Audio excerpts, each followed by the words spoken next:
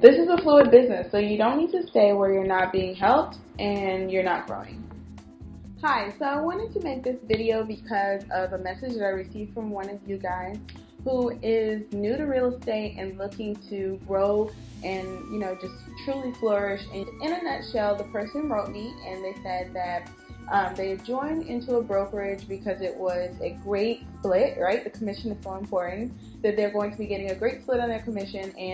But however, now that they're in the brokerage, they're finding that they're not learning anything about real estate, that the broker's not teaching them anything, and now they're really afraid because, as you know, real estate is not a cheap business to get involved in. There's dues, there's different fees, there's education that you need to get, certifications, and all those things cost money. So when you've made that dive, you made that commitment, and then you find out that you're not getting the support you need from your broker, that can put you in a really troubling place. And that's where this person was when they sent this message. So I'm going to get into answering exactly the questions that they had. This is a totally different type of format for me. So, if you like it, let me know and I'll continue to do some more. If you don't, kind of tell me in the comments. If you have ever thought about joining a brokerage, or you've joined a brokerage and you're finding out that you're not getting the education that you thought you were going to get, subscribe and keep watching.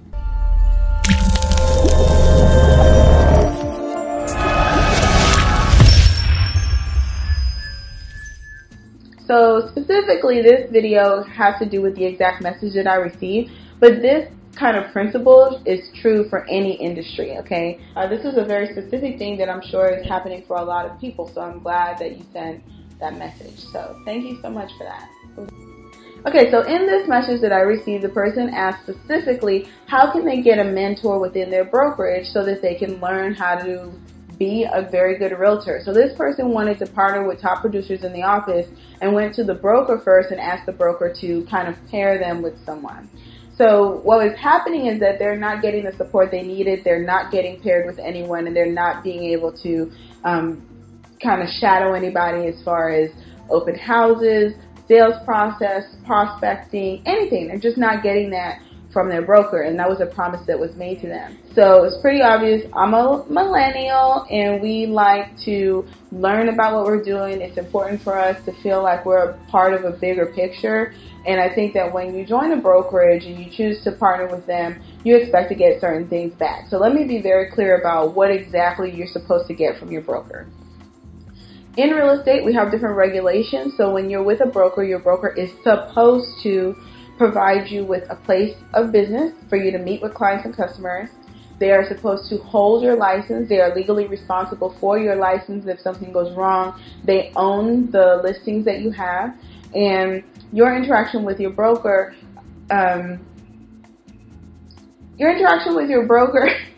is very similar. It's very similar to a pimpo relationship, honestly. You do all the work and they get all the money, but they are your muscle. They're supposed to have your back. And they're also supposed to teach you how to be a realtor. Now, there's differences between the different types of brokerages, and I've made a video about this before, where you have a mom and pop, you have a larger brokerage, and a lot of new realtors will go to a mom and pop or a local leader because they're going to give you a higher split. Now, this is the thing. Your higher split is an exchange with you understanding that you're not going to get training. Now, with this particular message that I received, the person says flat out that they joined this brokerage because the person promised them that they were going to get a lot of training. And to be quite frank, it's unfortunate that they were lied to, essentially. So here's what you can do. Here are some action steps that you can take when it comes to dealing with that particular situation. So my solution for dealing with this, if you're a new realtor and you don't know anything about real estate, maybe you don't even own a house, because coincidentally or odd enough, 60% of realtors don't even own their own property that they live in. So sometimes they don't even know what the process is to purchase a home because they've never experienced it on a personal level. So that's important. It doesn't mean they can't be an awesome realtor, because once you become a realtor and you can see all of different listings, you start to save your money for very specific types of property, so that it's a normal thing. And it doesn't mean they're not a good realtor, but it is a fact. So that means that it takes training for you to know how to be good at what you're trying to do. So here are my solutions, right? You're not being paired with a broker in your office. So first, I would suggest you make a list. Make a list of the top producing agents in your area. That means inside your brokerage and outside your brokerage. Those people who are really standing out in the marketplace. The next thing I would do is approach these people directly. Do not go through your broker. Your broker is there to support you on very specific things. They are not there to babysit you, and you don't need a babysitter. You're a grown-up, you're a big person, and you can do this. So go straight directly to those top producers and ask them, I want to shadow you. I want to be a part of your team. Now, the way that you do this is that you want to make sure that you have something to offer. You don't want to approach somebody for something and you don't have anything to give them. You're just coming to them to take. Because real estate is a really, it's a business that's made for people with thick skin and for people who really know how to go after what they want. And real estate is stressful. It's a stressful business to be in, and because you're working on commission and you're working when normal people are on vacation, but on Saturdays, Sundays, Fridays, on holidays, you're out on the street at open houses, showing houses, and it can become stressful. It's very stressful on relationships and several different things. So when you want to approach a top producer, the stress that you have, magnify that by 10, because they're probably responsible for a lot of people and doing a lot of things. So they're always having to think about how they're going to make money. So what you want to do when you approach these top producers is offer to help them in some way. Maybe you want to sit in on their open house so that they can be responsible for another property. Maybe you want to answer some of their calls or volunteer to do some prospecting. Volunteer to do some cold calls, help them with their warm calls. If you're tech savvy, help them to set up some of their technology for them, help them to organize their business cards. There's a million different steps that are required to be a top producer in real estate, and there's a million different ways that you can be helpful. So offer to be helpful in those ways, and while you're being helpful, learn.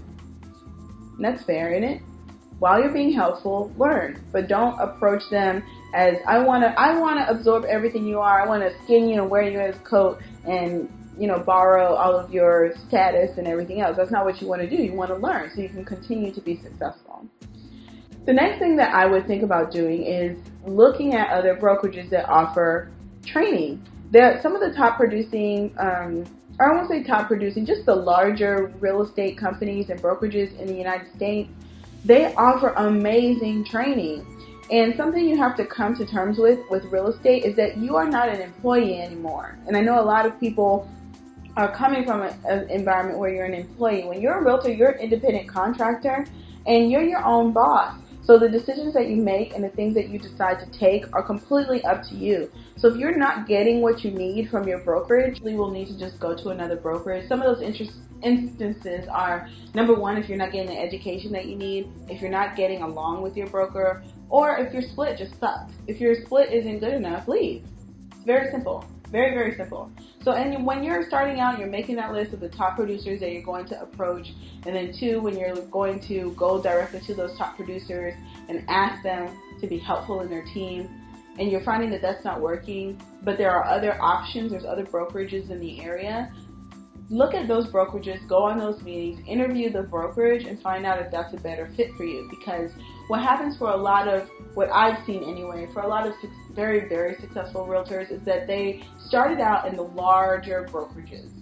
And you know the name, the Keller Williams, the Coldwell Bankers, the Remaxes of the world, that they started there because those organizations are so big that they have really nice training together. Of course, I'm partial to Coldwell Banker because I came from Coldwell Banker and I know firsthand that their training's pretty amazing. But the splits might not be great. I mean, with those larger brokerages, it's very possible that you could have a 50-50 split. That's nuts, right? 50-50 split compared to 100%. But you know what? 100% of zero is,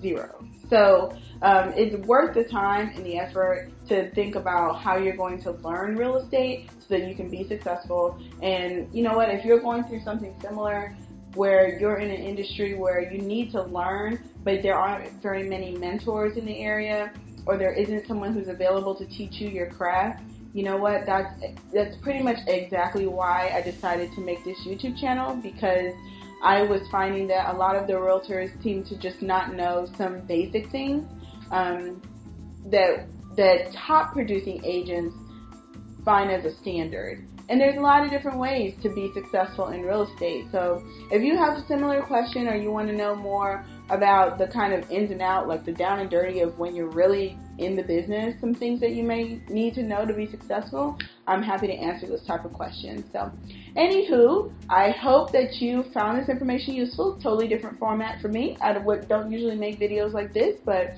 why not? Why not give it a go? Anyway, go forth and flourish. See you in the next one.